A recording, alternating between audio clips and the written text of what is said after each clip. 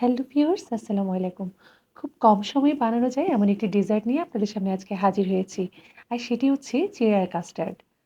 তো এজন্য ১ম এ আমি চুলায় একটি প্যান বসিয়ে দিচ্ছি। আর এখানে দিয়ে দিচ্ছি ০.৫ লিটার পরিমাণ তরল দুধ। এখানে আমি গরুর দুধটা ব্যবহার করেছি। আপনারা পাউডার মিল্ককে পানিতে মিশিয়েও করতে পারেন। আর এখানে ০.৫ কাপ তরল দুধ আলাদা করে রেখে দিয়েছি। এখানে আমি কাস্টার্ড পাউডার মেশাবো করে। আপনারা ইচ্ছে করলে পানি দিয়েও মেশাতে পারেন, তবে আমি দুধটা রেখে দিয়েছি। তারপর এখানে দিয়ে দিচ্ছি 1/4 কাপ পরিমাণ পাউডার মিল্ক। কাস্টার্ডে ক্রিমি টেক্সচারটা আনার জন্য অবশ্যই কিন্তু পাউডার মিল্কটা ব্যবহার করতে হবে। তো আমি পাউডার মিল্কটা দিয়ে একটু ভালো করে মিশিয়ে নিচ্ছি। খুব ভালো করে মিশিয়ে নিতে হবে যাতে পাউডার মিল্কটা কোনো দলা পেকে না থাকে। তারপরে এখানে এখন দিয়ে দিচ্ছি ০.৫ কাপ পরিমাণ চিনি। এখানে আমি চিনি ব্যবহার করছি, আপনারা কনডেন্স মিল্কটাও ব্যবহার করতে পারেন। যেটাই ব্যবহার করেন না কেন, এটা খেতে কিন্তু খুবই মজাই হয়।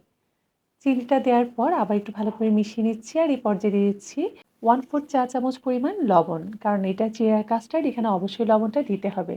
যদি আমরা লবণটা ব্যবহার না করি টেস্টটা ভালো আসবে না। তারপরে আমি অনবরত নাড়তে থাকবো। অনবরত নাড়তে, নাড়তে যখন তরল দুধটায় বলক চলে আসবে, এই পর্যায়ে আমি কাস্টার্ড পাউডারটা ব্যবহার করব।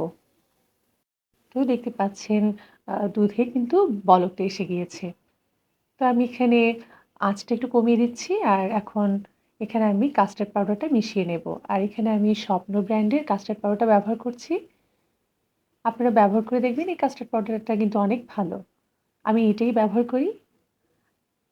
তো আমি এই তরল দুধটার মাঝে ২ টেবিল চামচ পরিমাণ কাস্টার্ড পাউডার নিয়ে নিচ্ছি এবং খুব ভালো করে মিশিয়ে নিচ্ছি। কাস্টার্ড পাউডারটা খুব ভালো করে মিশিয়ে নিতে হবে, কারণ না হয় ঠিক দলা পেকে যেতে পারে। তো খুব ভালো করে মিশিয়ে নিচ্ছি। আপনারা দেখতে পাচ্ছেন কিভাবে মেশাচ্ছি।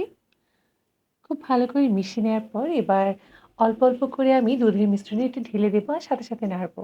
এক হাত দিয়ে ঢেলে দেবো, আরেক হাত দিয়ে একটু নেড়ে দেবো। নেড়ে দেওয়ার পর এবার এই পর্যায়ে আমি অনবরত নাড়তে থাকবো আর এটি ঘন হয়ে আসা পর্যন্ত অপেক্ষা করব। তবে চিড়ার জন্য যে কাস্টার্ডটি আমি রেডি করব সেটি কিন্তু অতিরিক্ত ঘন হবে না। একেবারে পাতলা হবে না, একেবারে ঘন হবে না। ঘনত্বটা কেমন হবে আমি দেখিয়ে দিচ্ছি। এ পর্যায়ে এসে কিন্তু আমরা চুলাটা অফ করে দেব। আমাদের কাস্টার্ডটি কিন্তু রেডি। আর এটিকে আমি ঠান্ডা করে নেব ০.৫ ঘন্টা পর, তারপর ব্যবহার করব। তো আমি একটু নরমাল হওয়ার পর এটিকে আমি ফ্রিজে রেখে দিয়েছিলাম ১৫ মিনিটের জন্য। এবার আমি চিড়াটা রেডি করব। আর এজন্য এখানে আমি ১ কাপ পরিমাণ চিড়া নিয়ে নিচ্ছি।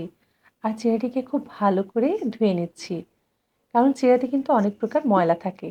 ভালো করে ধুয়ে নিয়ে এবার আমি ১ কাপ পরিমাণ পানি দিয়ে এটিকে ভিজিয়ে রাখবো।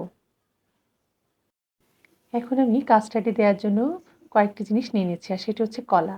এখানে আমি ৩ টি কলা নিয়েছি, আপনারা এছাড়াও আরও কিছু ফ্রুটস ব্যবহার করতে পারেন। তারপরে নিয়ে নিয়েছি বাদাম আর হচ্ছে কিশমিশ। এছাড়া আপনারা এখানে কিন্তু খেজুরটাও ব্যবহার করতে পারেন। আমার বাসায় খেজুরটা ছিল না, তাই দেয়া হয়নি। তবে আপনারা যদি বাসায় থাকে অবশ্যই ব্যবহার করবেন। এবার আমি চিড়াগুলো দেখে নিচ্ছি। দেখতে পাচ্ছেন চিড়াটা কিন্তু পুরো পানিটা সোক করে নিয়েছে। আর এখন সব মিশ্রণের পালা। তো আমি কাস্টার্ডটা বের করে নিয়েছি ফ্রিজ থেকে আর পাতিলের মাঝে কিন্তু আমি মিশিয়ে নিচ্ছি। তো ১ম এ দিয়েছি ভেজানো চিড়াগুলো, দিয়ে একটু আলতো হাতে নেড়ে নিচ্ছি। এবার দিয়ে দিচ্ছি কলাটা। কলাটা কিন্তু আমরা যখন মেশাবো তখনই কাটবো। এর আগে থেকে কাটবো না। তার কারণ না হয় কালো হয়ে যাবে। তারপরে দিয়ে দিচ্ছি আমার এখানে কুচি করে রাখা বাদাম। আপনারা আপনাদের ইচ্ছামতো বাদামটা ব্যবহার করতে পারবেন। আর দিয়ে দিচ্ছি কিশমিশ। দিয়ে খুব ভালো করে মিশিয়ে নিচ্ছি। খুব ভালো করে মিশিয়ে নেওয়ার পর এই পর্যায়ে এখন আমি ব্যবহার করব আইসক্রিম।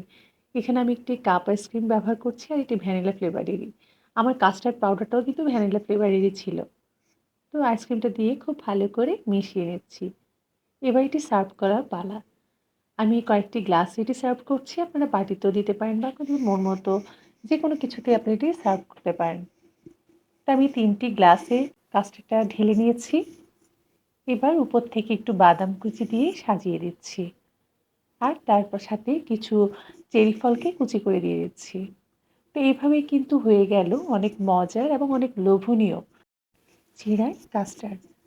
আশা করি রেসিপি আপনাদের ভালো লেগেছে। আর রেসিপিগুলো যদি ভালো লেগে থাকে লাইক কমেন্ট করে অবশ্যই পাশে থাকবেন। আর এইভাবে বাড়িতে বানিয়ে দেখবেন। সবাই ভালো থাকবেন, সুস্থ থাকবেন। আল্লাহ হাফেজ।